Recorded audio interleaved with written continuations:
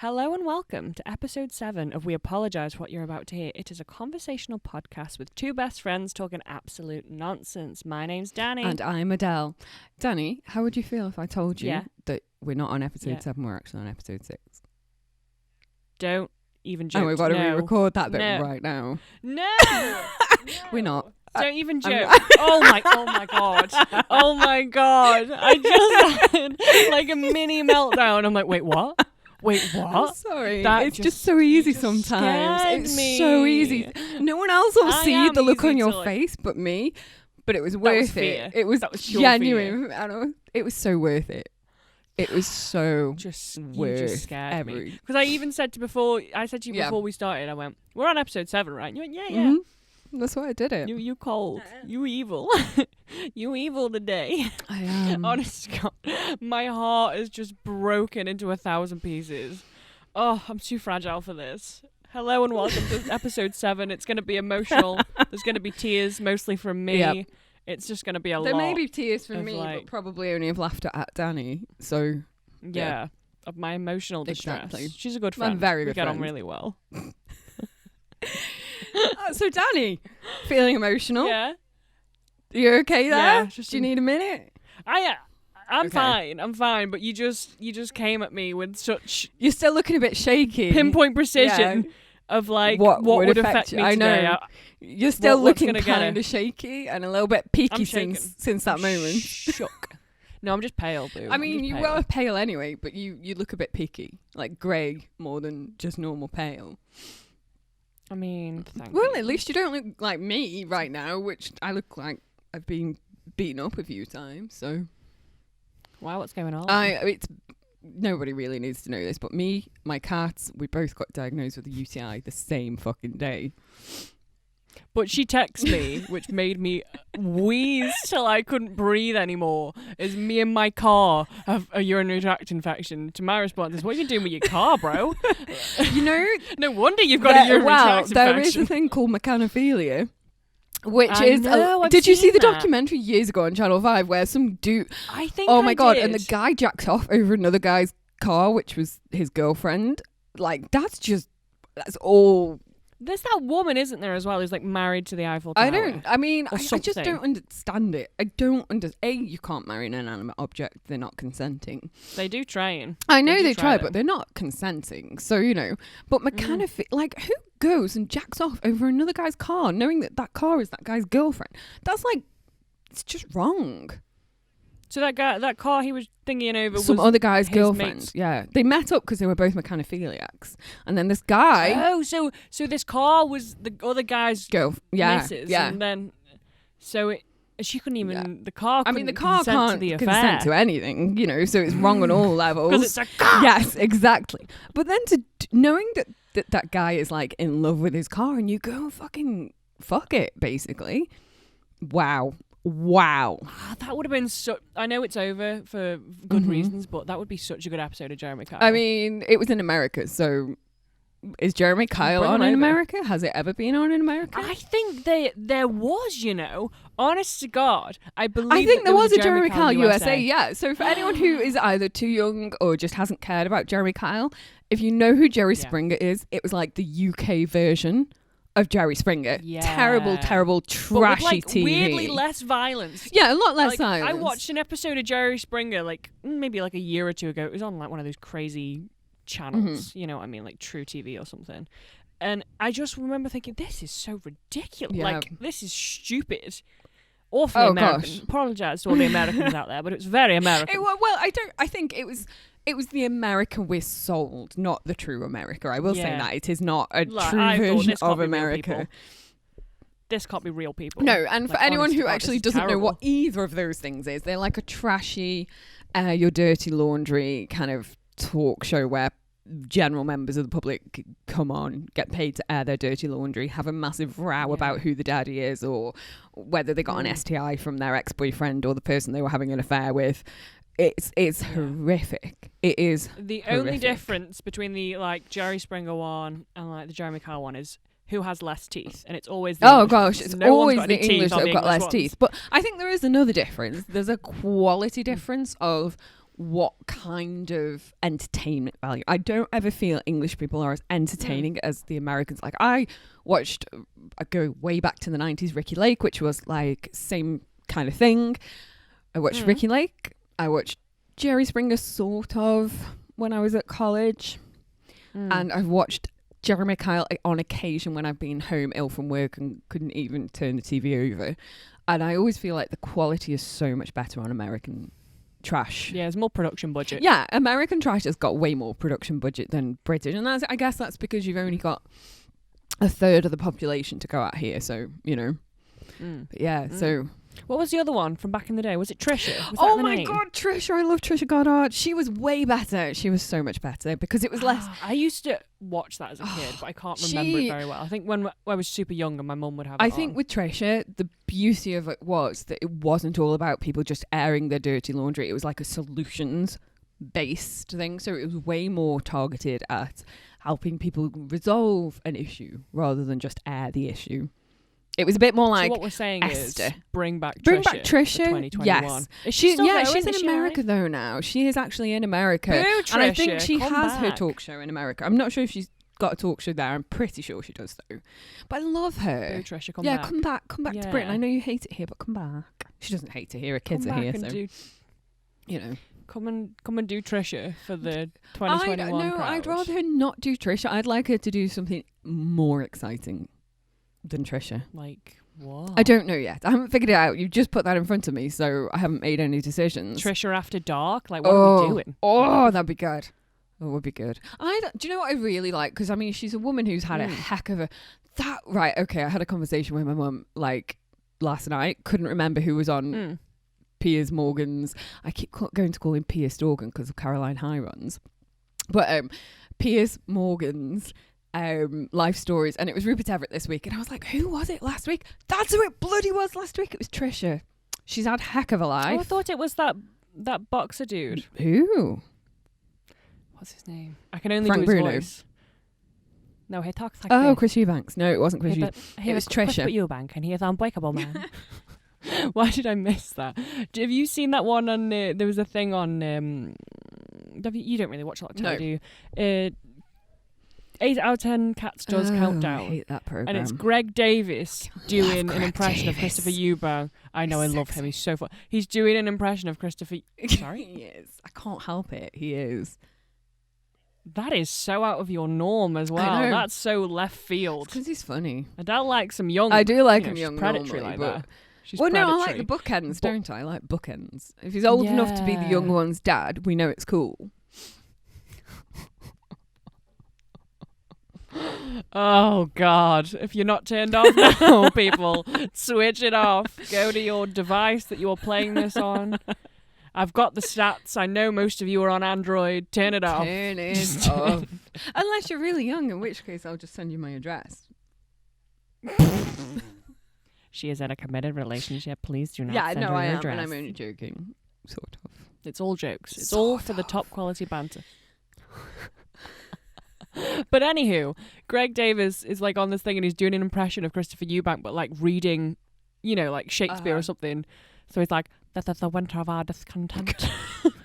And it's so funny. He's just like roaming, and I'm crying. So if you have time, just look up Greg Davis doing a Christopher Eubank impression. I mean, it's probably not going to happen tears. because I'm lazy, but I can imagine it. There's other people listening. Yeah, they're not going to listening. To those, to those of you who aren't lazy, like my good friend Adele, just treat yourself. It's really funny, and it made me cry. If we can find a link, we'll put a link in the description box wherever you're finding this, and then hopefully for people who are lazy like me, you don't have to do much. You just click a link. Once you're here, you just click that, and then it's cool, isn't it? It's cool. I'm writing it down. Write it down, love. Write it down. I'll try and actually entertain people, even though I'm not very good at it. While you write stuff down. Instead of dead air. Done. I just wrote link-Greg, and then I'll forget what that means. I'll try and remember what it means. And then when we come to discuss this at the end of the podcast, and we go link-Greg, and we'll both be so confused. Yeah. It'll be like my nan going, I know what you said at the start. I don't know what happened in the middle, and then I've forgotten everything. I'm basically my nan. We both are a bit. Younger form. Except for we both swear a lot more than your nan. Yeah. She doesn't like it sorry, still. Nan. So, sorry. Sorry, nan. Yeah, she won't No, listen. she won't We don't listen. talk She about it hates us anymore. anyway. Like as a podcast. Yeah, it's fine. As a people, as a podcast. I mean, I'm sure she doesn't Not allowed hate in the you. She hates me now. But she doesn't hate. You're not allowed near. Yeah, I'm not. Hello, editing Danny here. Something happened to Adele's audio. I don't know. I think it got corrupted. So I've had to cut out a chunk. Long story short, we were talking about how my nan hates me, and then we moved on to the theatre. I don't know, but here you are. I've stitched it back together.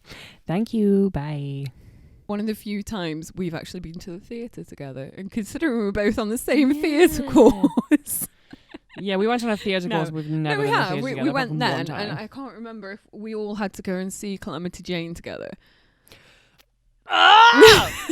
I hate musicals. You I'm say saying this, it. but No, you no. often quote There's like musicals. one. You quote so many bloody musicals. I am a product of my environment. An environment I've you spent a lot of time chose. with people who love. Yes, I did choose. A lot of people who love musicals. But the only musical I can get on board with is Chicago. I hate Chicago. It's sassy. It's women it. in latex and just glitter. Boom! I'm here for it. I love it. Just sassy women killing men. I love it. I'm here for it. Calamity Jane.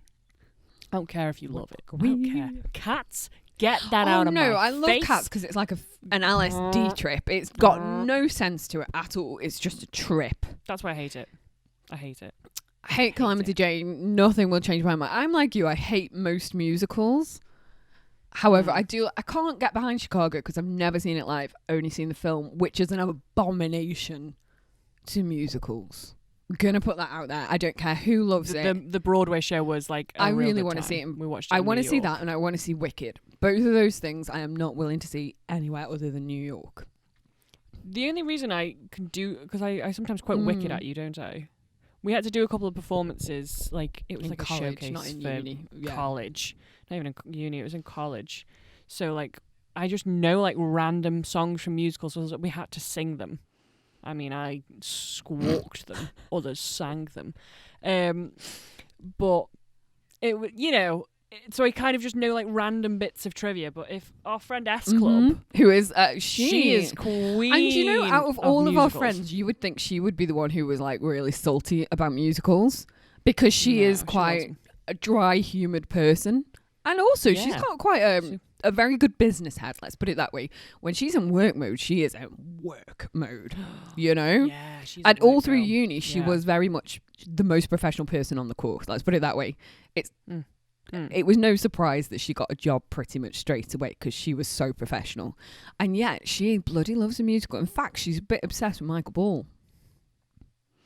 Is she? I remember, and Alfie Boe and people. She loves... I just turn off though when she starts she speaking loves a about it, musical, like, doesn't she? She really is. Especially things like Les Mis. Can't stand it. Cannot stand I'm very indifferent to Les no, I Mis. If hated someone it. said we're going to go watch Les Mis, I'd be Oh like, no, go worst on, 80 then. quid I've ever spent.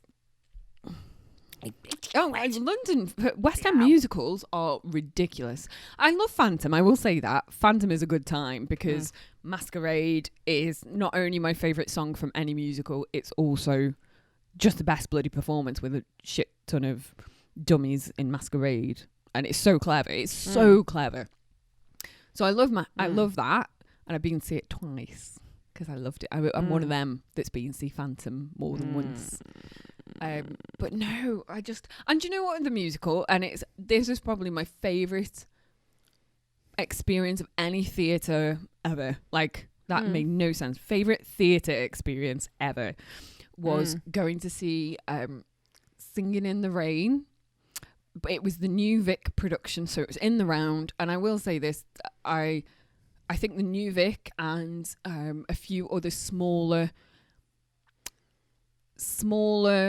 independent theatres that are actually production houses do better than big budget shows that tour. And it was just such a blooming brilliant time. I went with a friend and we were unfortunately we were sat like in the middle, as in middle row, not row middle, because you can't sit in the middle of a theatre when it's in the round. There's no middle. Yeah. But there isn't, unless you're on the stage. Yeah, well, honey. this is it. I wasn't camping out on the stage, unfortunately. But it was like they had rain. they had rain to come down on the front 3 rows of the audience. It was so good. Fume. Did you get wet? Because as you went in, if you were on the front 3 rows, they give you a Mac. So you just got to sit in a Mac. Mac. You got to sit in a Mac and then you get soaked. How good is that? That's a proper experience. No, but that's such a rustly, whatever the material of a Mac is so rustly. Not like your Alton Towers or whatever theme park Macs. Are you pre-informed you're going to get soaked I don't before know. you buy a ticket You're for not, the first 3 but rows? you are given a Mac, which is a hint because the musical was called Singing in the Rain. I would be Oh, fuming. hell no. As long as my face was covered so I didn't lose my moisturiser, all kinds of good. I always wear my waterproof mascara. We live in Britain, so, that's not the issue. It's more losing the moisturiser because my skin is so dry that I would be salty about that because then I'd go beetroot red with dryness. But yeah, I'd be more than happy to sit there and get absolutely soaked so I felt like I was part of the musical. Well, you sit in the front row, I'll sit in the back. I tried to, dry, but we toasty. couldn't get tickets for the front row. They kept selling out. People are strange creatures. No, People are so if you strange. Want to go, I think that's the beauty of modern theatre. It's much more immersive because it has to be now. People haven't got the same attention this span. is We're getting very serious here, but people have not got the same attention span as they used to. So to attract people into the theatre, and I think this is going to have to happen post-COVID, is that it needs to be more immersive, and that is a beautiful way of making it more immersive. See, the kind of person I am, I'm like, do not put me on the first 3 rows. I don't want to be a part of this. I just want to sit and take it in. I do not want to be dragged on. Oh yeah, I'm 100% with you. Like Rained when on. we went to uni, we used to have to go and see certain performances, and one of those things was going to the Roundabout Theatre, which was like a pop-up that goes all over the country. And it was like a tiny theatre in the round, and as you walk in, you were given like little notes for participation for a lot of these shows. I was always like, I know I'm a theatre student. I do not want to participate in this. And I would try and run away as they gave you like whatever it was you would have to shout out. That show we saw with that... Oh, God, this is so descriptive. I know. The show we saw with that man, and he was talking about like the good things in life. It is, right, okay. We're going to have some dead air while I just do some thinking because I can't talk and think. Okay, I'll tell my story then while you're... So it was called Every Brilliant Thing. Yeah. Oh, hello. I love that show. Loved it. It was heartbreaking. It was really beautiful. nice. I can't remember the details of it. But like he would say numbers. Yeah, you had to shout out if you got the corresponding number. Terrified. I was number 7. Like, because he was like lists of things that make him happy. And I was number 7, people falling over. So every time he would say 7, I'd have to say people falling over. Horrific. And like he had like 20. It was like 30 pieces oh god, of paper. it was like it was so impressive. It was a lot of pieces of paper. Oh, horrific though. That terrified me. I was like, do not give me that piece of paper. Yeah, because I think you and Hannah were sitting behind me, and I was like, oh, this is awful. And every time, like, you or Hannah, because then it would bring attention to that direction, and I was like, oh god, just go away, just go away. Yeah, but he just kept saying the number 7 like it was going out of fashion. I'm like, people falling over, people falling over. Maybe you just weren't saying it with enough passion. Yeah, he's like looking at me. I'm like, people falling over. I will say, for anyone who is curious about what Every Brilliant Thing is, it's a beautiful, beautiful one-man show. And it was the details basically are it's a guy whose mum has tried to commit suicide several times. And so what he does is he writes a list of what he considers every reason to continue to live. And it's so beautiful because I don't want to give any spoilers away, but it's such an... But if it does like come to somewhere near you, just when all the Ronas, when theatres are allowed to open again, and if you see any adverts for Every Brilliant Thing, just please book a ticket and go because it's an emotional journey, but it's also extremely funny. It's heartfelt, but so funny you cannot help but like laugh. Like I'm of the camp where it's like I don't want to go to a lot of theatre things because it's too serious and it's a bit dry. Why did you take a drama course? I didn't have anything else to spend £30,000 on. I like spending money and wasting time. So, but to be fair, like it was really nice, and even if you're not like a theatre person and you never really go, I think it's got stuff for you in that? Because I think, like, for some people who don't go to theatre shows, it can not feel daunting. No, I don't think it's the wrong word, but they just don't know what they're in for. I think it can feel daunting for some people. If you've not grown up in an area where theatre is accessible on a smaller scale and it's only like big productions or whatever, the smaller scale ones, the more independent theatres can feel very, very exclusive, and you just think Shakespeare and I'll never understand any of it. But actually, if you find a small scale theatre, you often find there's a lot there to, and just do the research. But that one, I will say, there's a Matt Haig book which is a similar theme. I've not read, but I know it's a very similar theme, and I can't remember the title of the Matt Haig book. But if you like that, then I'm pretty sure you would love Every Brilliant Thing. And like I say, even if you haven't been to theatre for years, that is just such a beautiful and funny. And if you're someone who's suffered with depression or had family who've suffered with depression or been through, again, trigger warning here, but anyone who's been around someone suicidal or had someone pass that way, I think that is, and I say this as someone who has lost someone very, very close that way without getting too serious and too deep, and I still found it funny. I didn't find it was upsetting. It was upsetting at parts, but I think it's got this amazing thing of being very English. I think we're very good at that. And that sort of, it's the sadness and the comedy that like make it better. I think if it was all funny, it wouldn't be good. If it was all sad, it wouldn't be good. But there's just, it's so truthful to life sometimes. That's what and makes it's not it just funny. dark comedy either. And I think that's what people would expect from something that discusses depression and suicide. It's actually very, very light. With taking the weight of the issues, it still manages to remain. It brings in the light. That's what that list does. It brings in the light, and it's beautiful. Beautiful, hilarious. Just go and see it if you can. I keep looking out for it to come around again on tour, and then keep, like, obviously not at the moment, but I keep missing it. So I think it's been on the Fringe Fest, Edinburgh Fringe as well. So I don't know if it will ever go back. So we are. We've rambled a lot. What is floating your boat? I've got like a million things this week. Classic I know. I have had nothing or a lot. Yeah. So, you're all or nothing, baby. That's why I like you. Well, do you know what's I'm going to say this. This is floating my boat more than anything this week. Is the fact that, and I'm going to hit you hard here, Dani, is that my friend Vincent has listened to the podcast. Yeah. I know what you're going to say. And anyone who listened to, I think it was episode 4, where we did the War of Celebrations, knows that Dani is wrong. And Vincent completely agrees with me. Snickers are the best chocolate in the celebrations box. Then you and Vincent will be very happy together because you're wrong. I'm not wrong. You're the wrong one. And most of my friends have agreed with me. I'm sorry. Most people I know in the world agree with me that you are wrong and Snickers are the best in there.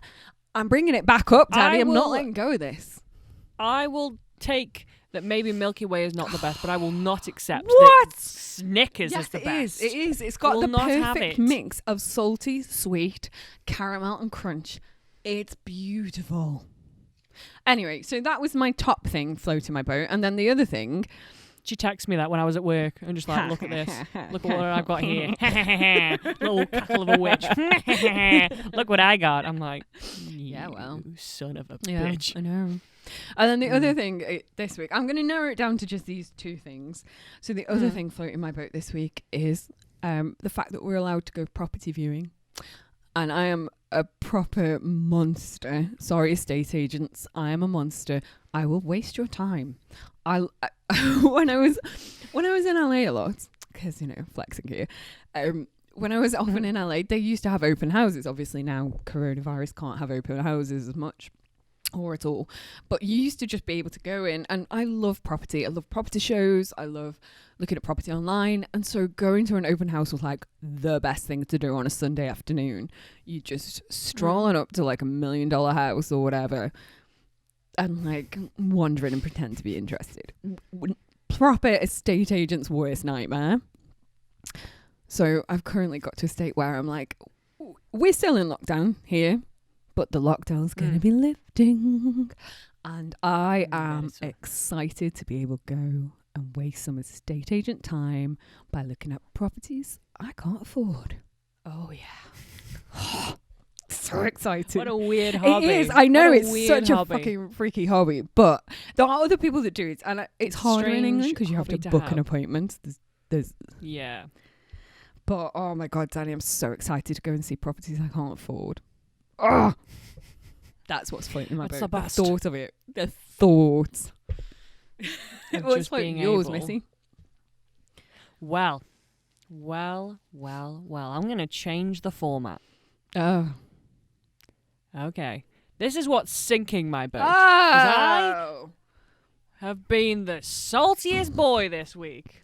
Salty boy, it's me. I watched a film recently. Okay? It's called I Care a I Lot. have It was seen on this Amazon film. Prime. Yeah, I've seen it. Have you seen it all the way through? I've seen it halfway through. I've seen this Okay. latter half, not the first half. Oh, Yeah. Yeah. weird. Interesting choice. Well, it but wasn't. fun. I walked in on it. Yeah, I walked in on okay. it. I thought you No, know. I didn't just turn it sometimes I on just- halfway through and go, oh, fuck the beginning. No, it was very much, Fuck character involvement. I don't need it. Take it away. Anyway, so why has this film been making you salty? Okay, so it was on Amazon Prime. I saw it advertised. It's got Rosamund Yes, Pike. and, Rosamund like, Pike. She's I never really noticed her as an actress until I put Gone Girl was on BBC or something, and I think I saw I missed the first 20 minutes of it or whatever, and it's just on, and then I just couldn't turn it off, and I didn't understand why we were just sitting there watching it. So I was like, she's really good. She's very good. And I thought, and then it's got Peter I Dinklage. love Peter Dinklage. I was Very going to sexy say, this man. is how I call him. I'm like Peter Dinklage because he is a ledge. I love him, Peter Dinklage. Beautiful. He's so good at like in Game of Thrones. I loved him. He was so good, so interesting. I like what he does. They take these two amazing actors and they make it garbage. I'm so curious because when I watched this, I watched it in Slovakian and did not understand a single word. So all I saw is two people chatting shit at each other in a language I couldn't understand. And I understood basically what was going on because she's ripping off old ladies and killing them to get their inheritance. And I know she targets his mother and they make an agreement. Spoiler for anyone. Well, you see, what I did as a reasonable human being when I watched a film that upset me, I then wrote down the entire plot and the things that made me mad. Because I'm logical and reasonable and not a psychopath. Yeah, So what sure not a psychopath. I got so mad. I don't normally do this. This is not a hobby for me. I just got so mad. I made notes. Okay. So the film starts and the lead character is called Marla Grayson. This is the lady that Adele was just saying. Basically what her whole shtick is she will get elderly people who are kind of struggling but mostly okay, put them into care homes, use one of her doctor friends to make it sound like they're really suffering with dementia or something like that. They are lacking capacity so that she can then become their legal guardian, sell their house, use their stuff under the guise of, it's for their care, but she's ripping them off, basically. So rule one of storytelling, I'm going to get a bit storytelling on your ass now, is you make your lead character a person that people can relate to. That's how you get empathy from your readers and your audience. You want somebody... Because I think you don't need to do that. To tell a good story, you don't need to necessarily like the lead character, but you need to empathize with them in a certain way. To make you care for a person, you need to at least either feel sorry for them or kind of want them to succeed. I don't know if she. There's got to be something don't forget, likeable. She's the villain, so really we're meant to be set up to hate her. We just need to we need to perhaps be on the side of the victims rather than her. Fair comment then, but why am I following this woman that I'm meant to be? Because, I'll get to it, but okay. So the film starts with this speech, where it's there's no good people in the world, that there's only, That's Blake. Success is basically what's important. You need, working hard is a lie. You need to just rip people off to make money, and then you will be, working fair is just a joke made up by rich people. I agree. So that you will be submissive. So that's her whole thing is, and then she's like, I'm a lioness. I'm gonna do all this stuff. And I'm like, okay, you all right? Okay. So again, this is what she's using the old people for. Like, the main start of the film is like this speech, and this guy's trying to see his mother that she's become the legal guardian of, and he takes her to court, and she wins the battle because she's got like the doctor in her pocket saying, yeah, she's really ill, so he can't see his mother, and he like shouts at her outside the courtroom. Basically, that's like the main start of the plot. Page turn for the next. Oh my god, how many pages? This is 3 pages. Better than Dani's essays for uni, basically, right now. Yeah, I didn't do well in uni. You did do all right. You just, I mean, this is like got way more thought put into it. Let's put it that way. It's not a last minute midnight writing. So she gets a phone call from her doctor friend. There's also a girlfriend. Oh yeah, there in is. this, Her girlfriend's very attractive. That doesn't make her relevant to the story, though. She is so pointless as a character. If you're going to have a romantic interest... so salty. If you're going to have a romantic interest in a story, this is like one of my pet peeves, is you make them pointless. Like, having a relationship with someone should be like such a key part of that person. Like, it affects their choices, it affects their... Like, when you're single, you can do what you want, but if you've got somebody to care for... and that's with you, and that's a partnership, is it toxic? Is it good? Is it whatever? Like, let's give it some life. Let's make them purpose. And, like, it annoyed me as well, that because it's, like, it's an LGBTQ character, so why not give us, like, that community a better character? You know what I mean? Instead of just giving them a character, oh, this is like, look, we're representing, we're doing something. No, let's give them a decent character with depth and layers. That's just a pet peeve of mine. I will say, I 100% agree, though it was pointless making her a lesbian. Absolutely pointless, because I probably watched an hour of that film, and I only saw the girlfriend once, and that was, I'm going to give spoilers because nobody's going to enjoy this film. That was at the very end when she gets shot. Not the girlfriend, Martha, whatever her fucking name is. Marla Grayson. Her. When she gets shot at the very end is when you see the girlfriend. And it's like, what? I've just watched most of this film and not seen her. If we're going to do a relationship, let's make the character decent. And if you're going to be like, oh, look, it's LGBTQ. Okay, fair enough. Yeah, but is the why? Character decent? Why is she... why is her relationship relevant to this film? I 100% agree with that. I feel like it's just tokenizing people, which I don't like. And I will say this. I mean, I can't really speak for the whole film, but also it was one of those films that was extraordinarily white. Like, I can't remember seeing... But it was based in America, set in America, and there are very few different ethnicities. Where the fuck in America was that filmed? Because I have been to a lot of places in America, and the places I've been to, even places in the South, like places you would consider that were the heart of racism and probably still are. I can't speak politically for them because... But even there is quite a cosmopolitan mix of ethnicities. So this film was like on the extreme end of white and blonde, Aryan. Yeah, it was. Yeah, it was trying to be super progressive, but then not at all. At all. So then the son of one of these. So then this woman, she goes to the doctor and she says, "I've got a cherry," which is basically someone who is like really rich, no kids, but kind of struggling. But she's all right. But she's just struggling with her memory a little bit. So she gives the information to Marla Grayson, makes out to the judge. They have like an emergency meeting that this woman's really struggling and Marla Grayson needs to take her over her life, basically. So then they take this woman out of the house. They put her in a care home. This woman's like, I don't need to be here. They take her phone off her. They do some like horrible things to this woman. So she's in this care home. You know, she can't get hold of anybody. So it turns out, again, long story short, she is not the identity that they think it is. She's a mobster's mother, and they've used a fake identity and put her in that house to keep her hidden. The mobster is Peter Dinklage, who is... We love him. But the thing they did with his character, which really annoyed me, obviously, he is a dwarf. That is a fact. Are we allowed to say... So dwarfism... Yeah, it's dwarfism. Okay. Dwarf, yeah. He is a dwarf. That's a fact. But what annoyed me is he's meant to be really threatening, which I can buy because I've watched him in Game of Thrones be really threatening. It's nothing to do with his stature. But they just kept having him throw food at walls like a child having a tantrum. I will say, again, I watched this in Slovakia and I understood nothing of the the scripting. However, in terms of body language, there was no point I felt threatened by him. Zero. And exactly. In a film or in theatre, body language counts. It's not a fucking radio play. It's all about body language. But it is. It's not a fucking radio play, hon. Yeah.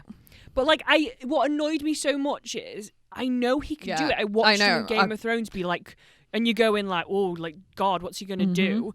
But he just literally acted like a child. He was throwing his stuff against the wall, shouting about his mum all the while. And they gave him like a Spider-Man 3 emo haircut, which just upset me so much. Like, he had this like swoopy fringe, black-haired swoopy fringe. I'm like, what greasy. Is this? All the way through, it just looked greasy. It did. He looked like what's that guy's name from Spider-Man? I don't know. He looked like the which Spider-Man? Which version? Tobey Maguire. I'm talking about middle Tobey Maguire. Spider-Man.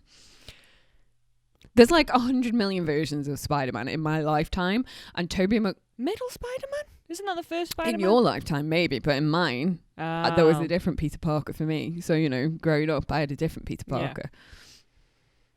Okay. Well, anywho, so they gave him Spider-Man 3 swoopy hair fringe, which was just grim. He's also a people trafficker. So, like, they comes into the room and they, like, hand him pictures of these girls and they're like, has anyone died in transit? No. It's never brought up again that he traffics people. I'm like, that could be an interesting little plot, that he's part of the mob, he traffics people. It's never referenced, never brought up again. Also, that could be a nice little way of having her feel threatened for, you know, that's an option that he could have used against her. I can traffic you. I can make you disappear. Why was that not used? Literally. Why was it not used? Why was that not used? Well, what happened? So yeah, she's just a terrible person. She does terrible things. We have like a scene where she goes to see her again and say like, who are you? Because obviously she's like found all these diamonds, she's found all these riches. She's like, who are you? You are not who you said you were. And she's like, you're in trouble. He's coming, implying Peter Dinklage, her son. He's coming. Oh, you're in trouble when he comes. And she's like, okay, all right then. So then she goes to the back and she says to the manager, she goes, put her on the basic food diet. You give her uppers at night time. You give her downers in the day. You keep her up all night. You feed her on that's gruel. proper old school torture. You exercise her. Yeah, you exercise her. You take out her arthritic medication. You make sure she suffers. Are you sure? Yeah, do that. Again, so a terrible person. Not just her, though. Can I just say that care facility? Yeah. Oh, wow. Bad people. Wow. Everybody's a bad person. Then her son's men break into the facility under the guise of, we want a tour. There's then a gun battle with, why has a security member staff got a gun? I mean, it's America. For a care home. Yeah, okay, it's America, which is what I sort of put it up to, but I thought it was strange. So then they have a gunfight, kind of nearly get her out, but don't, and then he has to drive away. I'm like, is none of the police going to follow that car that's brought all these people in? Not just that, I need to have this chill? moment of pointing out, if they are meant to be gangsters, mafia, and they can't even stand up to one security guard in a fucking care home. Yeah. What? Yeah. How have they got a career? Yeah. Also, they specify we are the Russian mob. Nobody's got a Russian accent. They're all American. Well, yeah, you can be Russian American though. Much like no, but like there's no even like a like even if it was cultural Russian, but there's just nothing that says they're Russian. Nothing. No accent, no taste in food, no nothing, no. I mean, do you often see them sit and eat in this film? Because I did not see anyone particularly eating. Yeah, he's sucking on a Starbucks. He has a couple of sandwiches in the start. Like, he just keeps, like, chewing on things, and it's all, like, super Americanized, like, who actually directed this? I feel like we need to send this podcast straight to that director and just give them these notes, because this is turned from a podcast into an Amazon review or a Rotten Tomatoes review. Yeah, so he couldn't get at his mother. His mother gets taken back in, and she's like, right, okay, fine. There's Marla Grayson. She's fume. So then what happens is Marla Grayson's like, we need to, make sure. The girlfriend's saying, can we please leave? Can we please leave? I don't want to be part of this. And she's like, no, I think I can get more money out of these people. Her girlfriend? Why is she sticking around with... What? Oh, this is stupid. Pointless. pointless. There's no emotional connection at all. So then she gets, like, she's shopping or something, Marla Grayson is, and she gets drugged and put into her own boot. Yeah? Mm-hmm. And driven to, like, where Peter Dinklage is. Then her girlfriend at the same time is being beaten up by two big-looking men. But it cuts out, so we don't know what happens to her. Marla Grayson wakes up in, like, an abandoned car park talking to Peter Dinklage and is like, the problem is you just need to pay me loads of money and then I'll leave. And he's like, are you like, I'm threatening you, going to kill you. Like, what are you talking about? And she's like, no, just give me money and then I'll go. 10 million she wants. He's like, no, that's not how this works. And then drugs her again, puts her in a car, yeah, puts something so the acceleration's down, so gets his, like, men to put something so his acceleration's down, so the car's going to go with the handbrakes on. She's still drugged, and then they release the handbrake so it starts driving off the edge of this cliff, yeah? It drives, and then halfway through she kind of wakes up, and then it plunges into water. Now, I will give credit where credit's due. We get this really cool scene of where she's trying to break out of the car, and the camera just keeps fading to black for, like, 2 seconds, and then it comes on. Was that the best part of the film? You can't see yes. But then it's also stupid how she gets out, because she's just come from a really bad, like, drugging, so she should be drowsy. I get adrenaline stuff, but then she manages to kick the back window of a car that's completely submerged in water as it's tipping down. She manages to kick the window out. Impressive. Really She's got impressive. Some good leg muscles going on. Some leg muscles. She does do a lot of, like, what's it called when the cycling, but not in a room. Spinning. What's that called? Spinning. She does a lot of spinning. Oh, so she's definitely got some shots of her muscles going on then. Yeah. So she manages to kick her way out of the car and get back up to the surface. You're thinking none of these people are there just checking she's dead? No, they're just gonna let it go. Okay. So she swims back to shore. Her tooth comes out. What? Why? You're like, okay. Why? Her tooth comes out, so she's got a tooth, and then she's walking to this place. She goes into a convenience store. She buys some clothes because she's soaking wet, and she buys some milk and puts a tooth in it. She gets a taxi. Yeah, I don't know what she pays for this stuff with. But I don't know how. But why does she put her tooth in the milk? Because it keeps it alive for longer. The calcium, obviously. It's something. I don't know the exact reason, but it's something that keeps your tooth alive for longer. So she gets a taxi home, gets into a flat. The gas is on. They've turned the gas on, and her girlfriend's beaten in the kitchen where the gas is on. She drags her out. She starts, like, trying to revive her, and she just comes, oh my God, I'm awake. She turns all the gas off and then gets her out of the flat. They get back in the taxi. The flat blows up. And you're like, really? No, that doesn't happen. Really? That's not how it happens. Yeah, something's got to trigger like a light's got to go on, or there has to be a spark of some sort. And you could say, shutting a door would create a spark if the metal of the door latch, whatever. Yeah. I mean, you've just had the fucking door open, son. You've let some of that gas out, so it's whatever. Yeah. Do some research. Stupid. Do your scientific research. Stupid. They then have a scene where they're in this flat, this undiscriminate, I don't know where they are, this random flat. And she's saying, her girlfriend's like, we should just leave. And she's like, yeah, but if we leave, we'll be running for the rest of our life. Number one, he thinks the girlfriend's dead. Number two, he thinks you're dead. You're not running. He doesn't think you're alive. He thinks he's killed you. You're, like, dead. For all intents and purposes, you're dead. You can just start again. You've got the diamonds. You can go.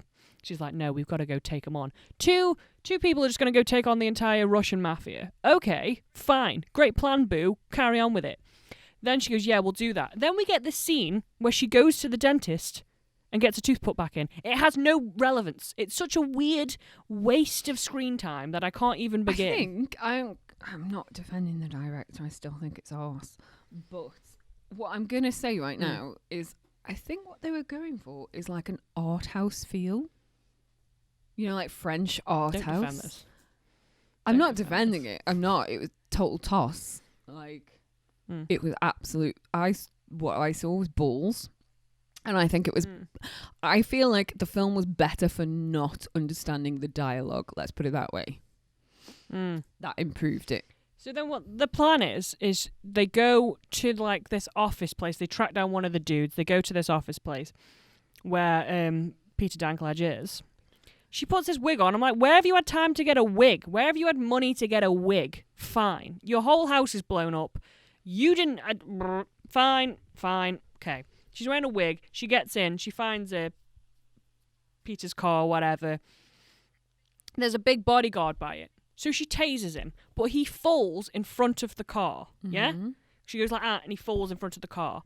Fair enough. She then we get a shot of Peter walking into the car, and she drives off. And he's, like, by the side of the car, out of the way. I'm like, how have you dragged this? And he was, like, a big man to the side of the car. Fair enough. Whatever. They drug Peter, they take him to the middle of the woods, and they leave him there naked. Yeah?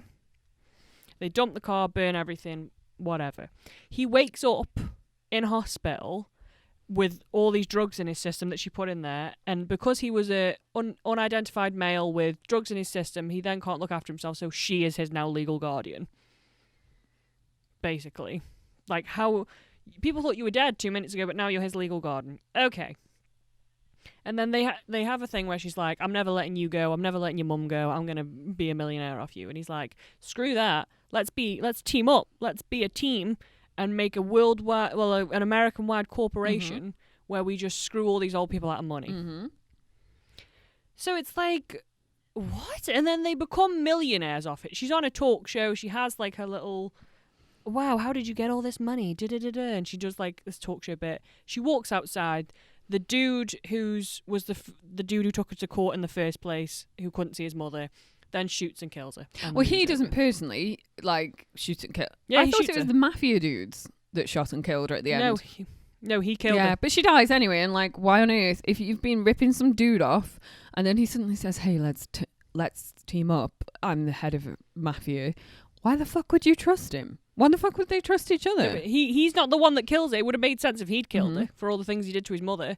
No, it's literally that dude from the beginning. Oh, right, the dude from the beginning. Okay, yeah. So yeah, that was my big rant, and it was a long rant. It was very detailed and long. I feel like that was a presentation. I feel like we need slides. I feel like we need PowerPoint slides for anyone who may have listened and may go onto the Instagram account. I think you should put together PowerPoint slides. PowerPoint of why it's so bad. Don't watch it. Don't do it. And we'll tag the director just so he knows exactly why. Knows exactly why. Let's make some enemies. In this world. Why not? Wow, you are... I'm like, I was prepared for a bit of saltiness. I was not prepared for just how detailed that was going to be. I told you I made notes. I know, but I was like, oh, this point or this point. Wow. Just, wow. That's all I can say. Wow. Thank you. Yeah. Oh, we're taken aback now. I heard you brought a game. Oh my God. So basically, because Dani's talked for 20 minutes about one film, I thought we might lighten the mood. Whichever. The mood. Dani getting offensive, mimicking accents. That's only Swedish people. They're okay. I mean, that's really not an accent. Swedish chef, maybe, from the Muppets. Nah, I think it's okay. I guess it's passable. Not really. But yeah, so just have a moment of fun and bring ourselves back up a little bit after Dani's mega rant. Okay. I thought we could play 6 Degrees of Kevin Bacon, except for 6 Degrees of Separation. But Dani then suggested, she made it harder because I had a really good one. I had my 6 Degrees of Separation from Nikki Sixx from Motley Crue, which I was like, that's pretty cool. You've got to tell us a list then. No, I'm not, because you changed it and you said, let's do it on childhood crushes. I didn't say that. I just said that mine is connected to a childhood crush. You suggested we do it for childhood crushes, and I was like, cool. I have no links to Andrew McCarthy. For anyone who doesn't know, Andrew McCarthy was the 1980s megastar of the Brat Pack. Beautiful man. I don't. Watch Mannequin. It's all going over my head, kids. It is. You're far too young. And uneducated on films. Watch Mannequin. Rude. I don't care. Anyway, so because I couldn't think of one for my own childhood crush, I'm gonna shock and surprise you all by using my childhood friend's childhood crush. Okay. But I'm not gonna go first. I think you should go first because I knew yours is quality. Oh, don't oversell it as quality, my dear. Quality. Don't oversell it as quality. Let me find the names. Okay. Where is it now? Okay, so this is going to be like blast from the past for anyone who is like of my age. Back in the day, there was a show called Young Dracula. Was it on CBeebies or CITV it was on CBeebies for anyone British? BBC. Okay. Yeah? Okay. Yeah. Okay. So, and the way that I'm connected to the show, and I used to love Gerard Howell, like the lead guy. I believe it's called Vlad. I think he was called Vlad. Was he Garen Harrell? No, Gerard. Oh, sorry. Gerard Howell. I'm special. Please don't. She is special. Yeah, so I loved him. I loved him with all my heart. He was my first love. And so the way I'm connected is my nan goes and has lunch, obviously before the Rona, with the mother of Terence Maynard, who is the guy who played the vampire hunter in the show. So then I'm also connected to the guy that plays Vlad. There you go. I'm connected to two famous people. Wow. That is also quite a clear connection as well. It's a very good 6 degrees. It's you to your nan to one dude's mum that acts in that, and then straight to young Drac. But he was also in Coronation Street, and he played. This is the guy that my nan's. Oh, he played Jason's dad, didn't he? Jason. Dad. I've forgotten his surname. So if nobody's Todd and seen Jason. Young Dracula, but if you've seen Corey, he played Jason's dad for like a couple of months and then disappeared. Yeah, I remember him. I mean, I don't watch Corey very often, but that was like a short period where I was watched it for like 3 episodes. Because sometimes it can be fun. We were sat in the living room watching it, and my nan's like, I know his mum. I'm like, what? And that's when Dani got really excited. Her ears pricked up and went, what? What? So I'm connected to the guy that played Vlad. I loved him. There's a chance she could meet the love of her life. My childhood love. I don't know what he looks like now. I think we should perhaps try and stalk him a little bit, find out what he looks like now, and see whether or not he's worth a real life stalk when all the lockdown rules are lifted. We're not going to stalk I don't know why I loved him so much, but he was like my love. Oh, bless. I really want to see this guy. I've never seen a picture of him. I mean, obviously at the time he was probably going to be like, what, 12 or something? Yeah. So I little think bit I underage. was like really young. Yeah. I'm going to say no older than 10.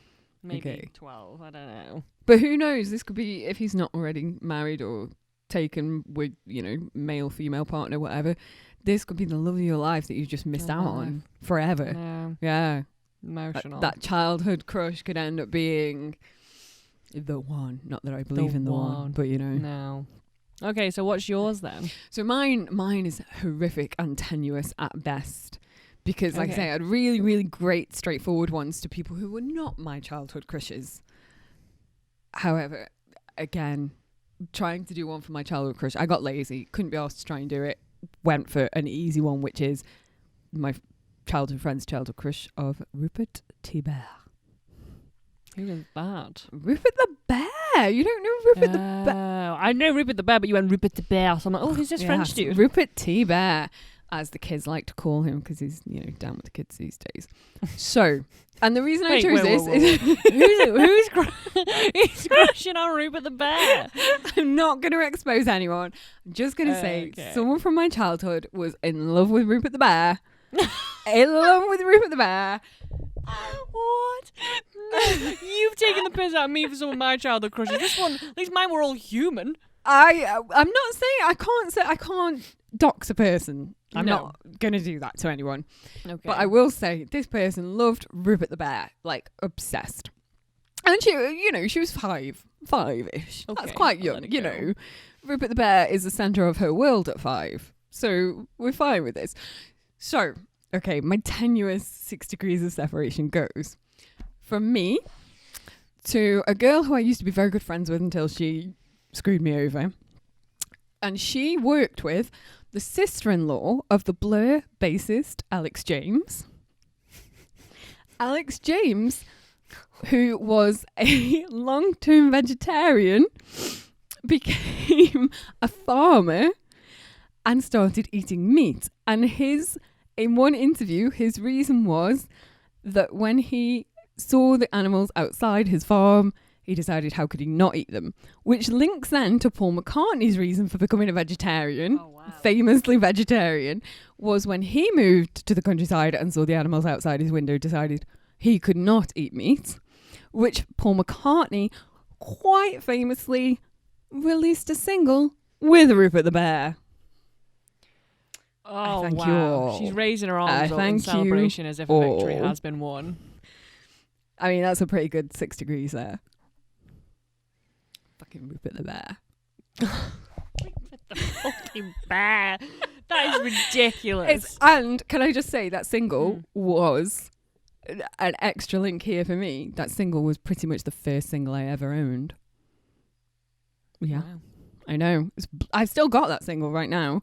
Not right now. I mean, I still have it at this moment. And I still like it. I still love the Frog Song with Rupert the Bear and Paul McCartney. Do you know what my first CD was? CD? Oh my God. Yeah. Wow. I was on vinyl, but you know.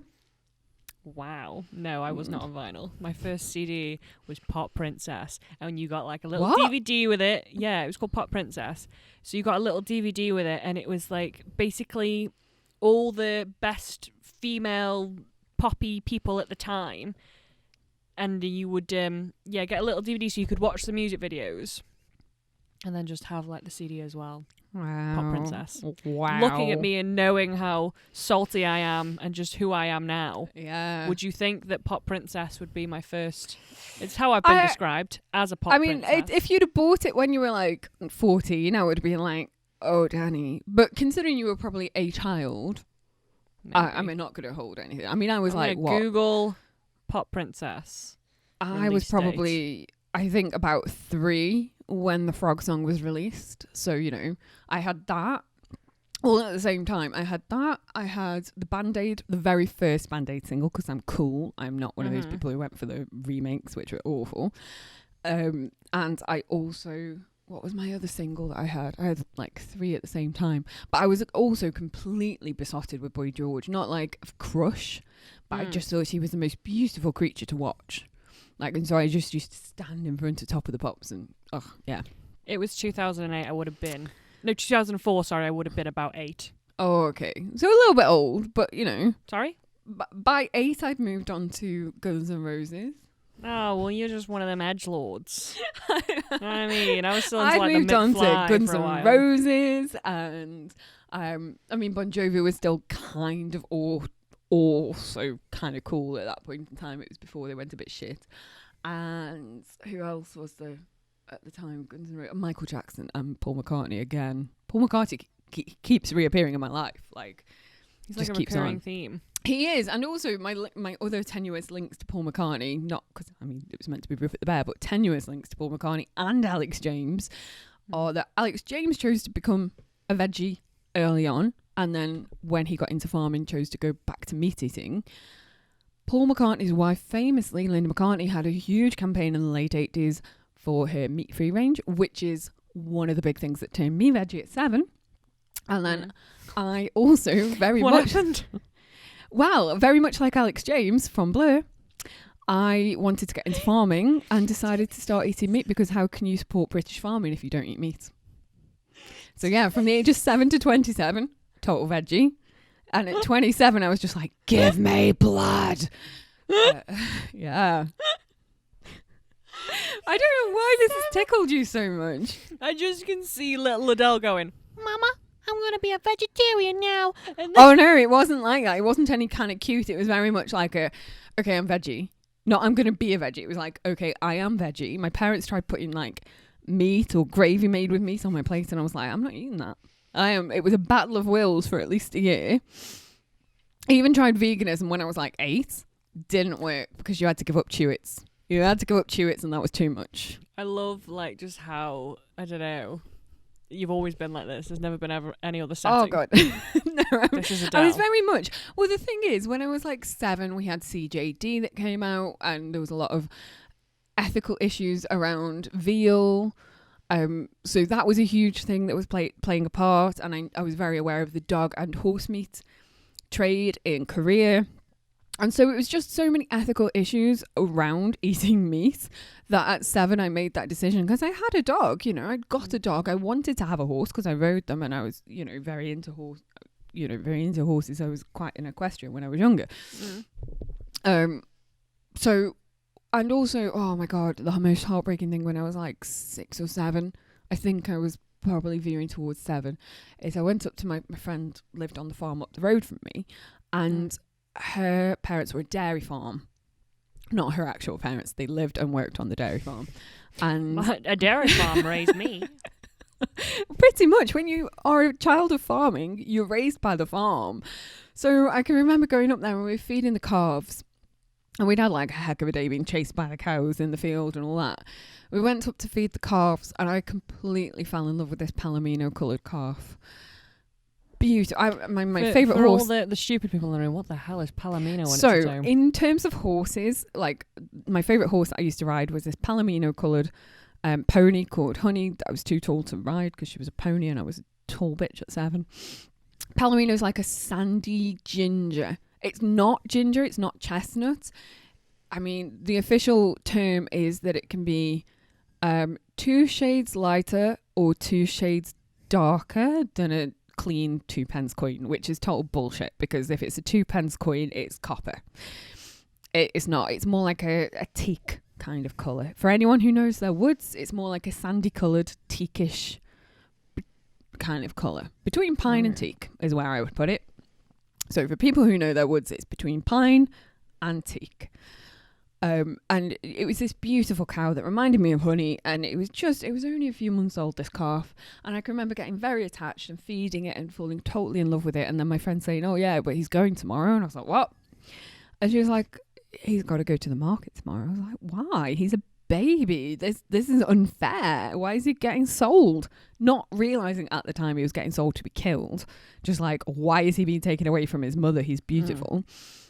And she was like, well, he's male. We're a dairy farm. And I was like, so I went home to my parents and was like, can we buy this cow? And my parents quite practically said, no. Yeah. And then I was like, yeah, but he's going to go to market. And then my dad explained to me that not only was he going to market, but this cow was not going to survive. He was useless. He was not any kind of big pedigree. He didn't come from like a long line of prize-winning bulls. So therefore, his purpose in life was to die for veal. He was going to be veal. Which, again, like I say, I already was aware of the ethical issues around veal in the 80s. And so that was the nail in the coffin, vegetarianism. That was me for 20 odd years. So then you now eat meat? Yeah, I now eat meat. I got to a point where I wanted to be a farmer. Still not a farmer because it's an expensive thing to get into.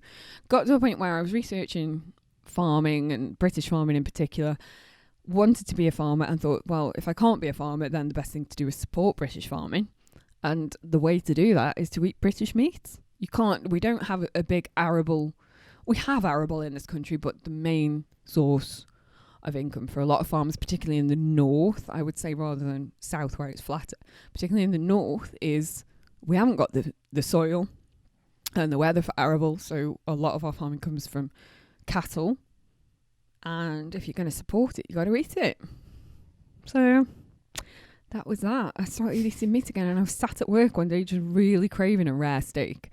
And the minute I started craving it, I was like, right, okay, I'm booking into like the best steak restaurant I can find that I know is ethical, sources meat locally, and yeah, never look back.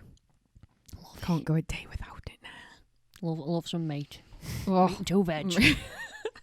Honestly, it was, it's beautiful. I can't believe I did 20 years without it.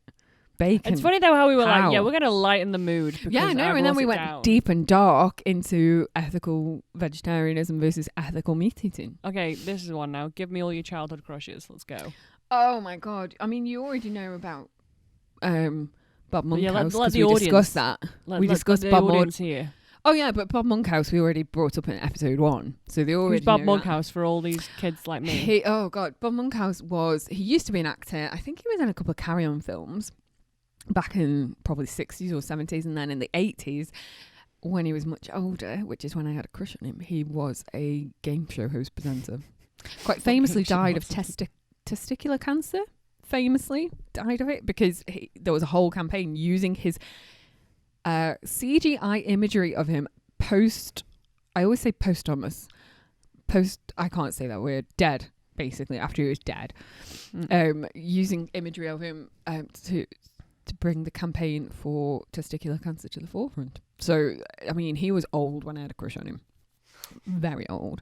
And then Andrew McCarthy, I think, for anyone who was like a child of the 80s, perhaps late 70s, early 80s, Andrew McCarthy or Rob Lowe would have been like ultimate crushes because they were part of the Brat Pack. Your mum will probably know who the Brat Pack are. Like Pretty in Pink and 16 Candles. But for me, the ultimate was Mannequin. Because there's something about a guy who dresses mannequins that's proper turn on. You know? A guy shags a mannequin, that does it for me.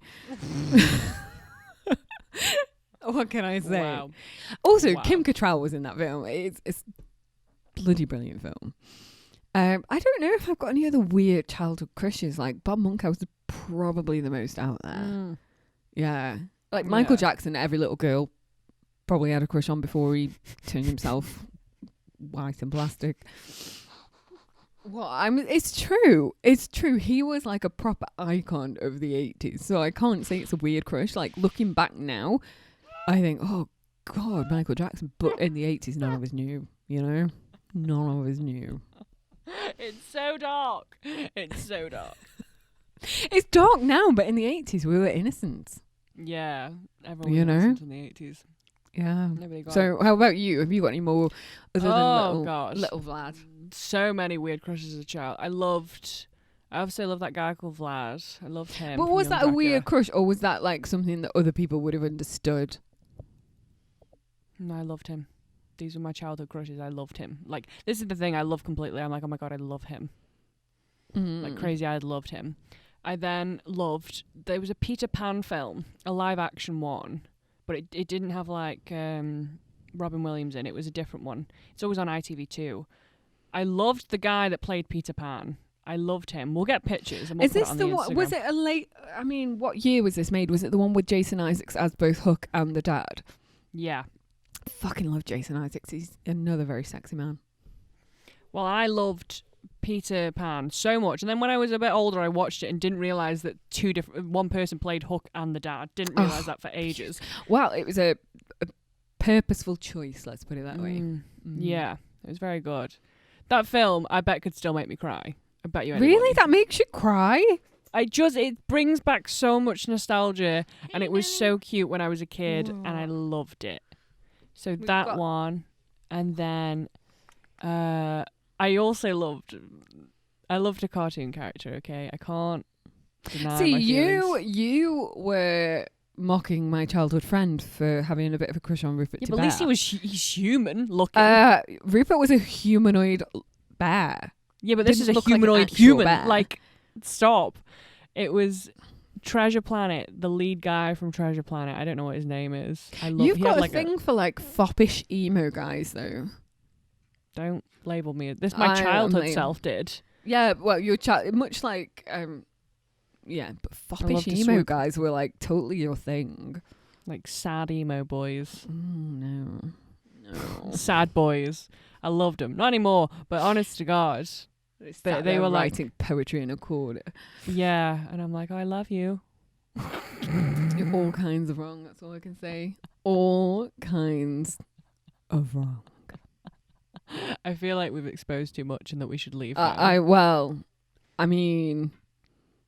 feel a little bit like someone's ripped out my soul, left it hanging around, and I've got nothing left to give now that I've heard your childhood crush. Yeah. Also, listen to your 20 one more fun rants. one. Okay. One more fun one. But this isn't my crush, it's somebody else's crush. But even as a child, you doxing that person, or is this like someone you could put anonymous? I'm not gonna say their name because I don't like them anymore. Whoa! They used to love, and I mean, we're obsessed with. And this is when we were like 15, so it's getting out of childhood crush. She loved Paul O'Grady, and I mean, no. Oh my God, I'm with her. With her. No, 100%. Like he's an old white-haired man. He's quite a sexy man. Yeah, for an elderly lady. And you know what? Whatever, He's an elderly also man. quite sexy as Lily Savage. I preferred him as Lily Savage. I have a thing for men in drag or men in women's clothes or makeup. Any of that does it She for me. loves it. Well, I do, anywho. genuinely. But as a absolutely. 15-year-old girl, should you be crushing after Paul absolutely. O'Grady? The elderly man, Paul O'Grady. Yes. The elderly gay man, Paul O'Grady. Well, being gay has nothing to do with it because he can still be attractive to women even if he's not attracted fair to enough. But women. but like as a kid, you're like hoping that one day they'll be the love of your life or whatever. No, I don't think you are. I think it's just your hormones are going pretty bloody crazy at 15 and you're just like, want to get on it. And if you wanted to get on, I mean, he's got a cracking pair of legs. We're ending the podcast. I'm so done. Well, I'm out. I apologise for everything that you've had to hear. I'm going to apologise for Danny's 20-minute rants. Just tune out, kids. Sorry? That was insightful and well written. It was long. Yes. You asked me to bring something. I brought something. Well, I didn't ask you to bring a PowerPoint presentation for A-level Don't tempt me, though. film. Don't tempt me, though. Right. We apologise for what you've just had to sit through. And hopefully we'll see you again in 2 weeks. Thank you for listening. Make you do if it you all managed over to again. get through it. If you managed to get through this, we really do thank you. Cause yes, it means a lot. It does. So thank you. And kisses now. Mwah. Please don't. Mwah. Don't. No one can see you. Just sounds gross. Stop it. Stop it. That's like bye. Oh, wrong. Bye. Bye. Bye.